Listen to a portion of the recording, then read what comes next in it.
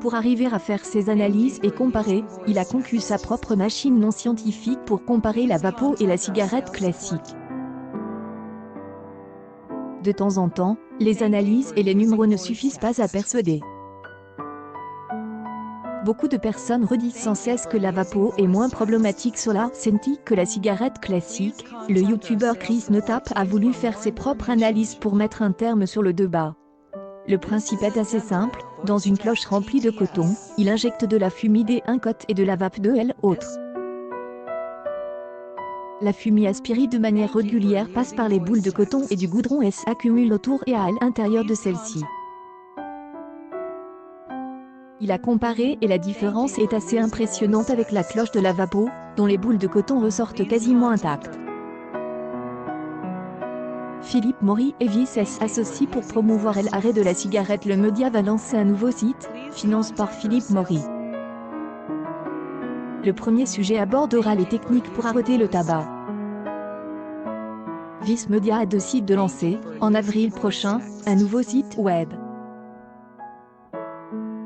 Sa mission, influencer de manière positive le comportement des gens, et aborder quelques-uns des problèmes les plus importants de la société, comme la dépendance aux énergies fossiles ou encore la surconsommation de plastique, explique le média dans un brief transmis aux Echos.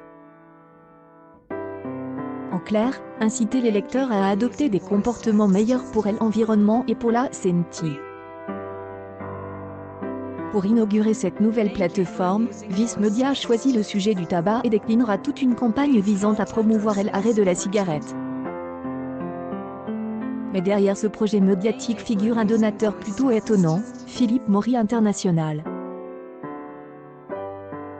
Selon le Financial Times, le cigarettier aurait de bourse 5 millions de livres sterling pour soutenir l'initiative.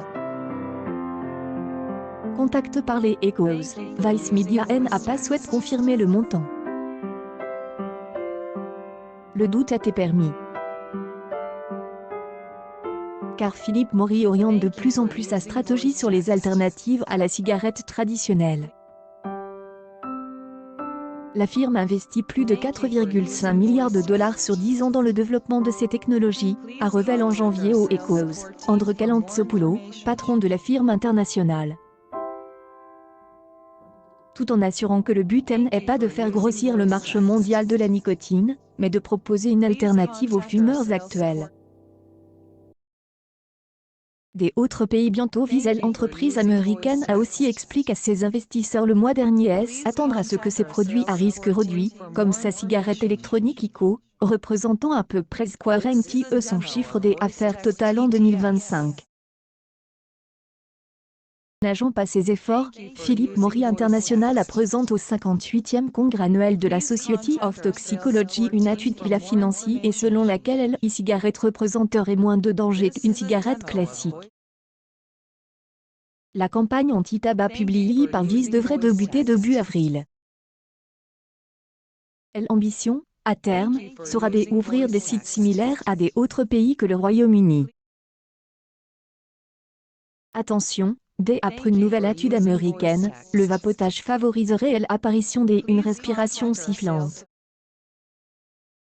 Bien que moins nocive que la cigarette classique, la cigarette électronique reste globalement mauvaise pour la santé. Ainsi, en février 2019, une étude canadienne montrait que le vapotage favorisait les infections de la bouche.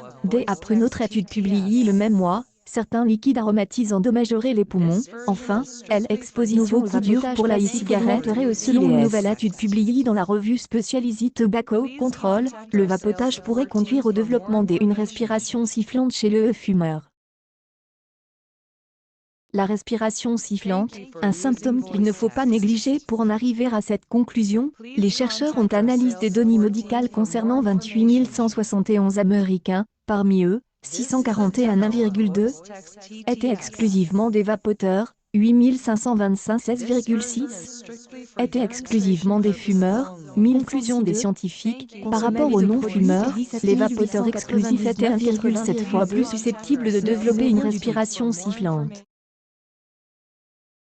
La respiration sifflante, qui se traduit donc par un sifflement émis lors de l'expiration ou de l'inspiration et qui est le plus souvent dû à un rétrécissement des voies respiratoires, peut évoluer en plusieurs pathologies, asthme, broncho, emphysème, reflux gastro-œsophagien, insuffisance cardiaque, apnée du sommeil. Dès les premiers signes, il est indispensable de consulter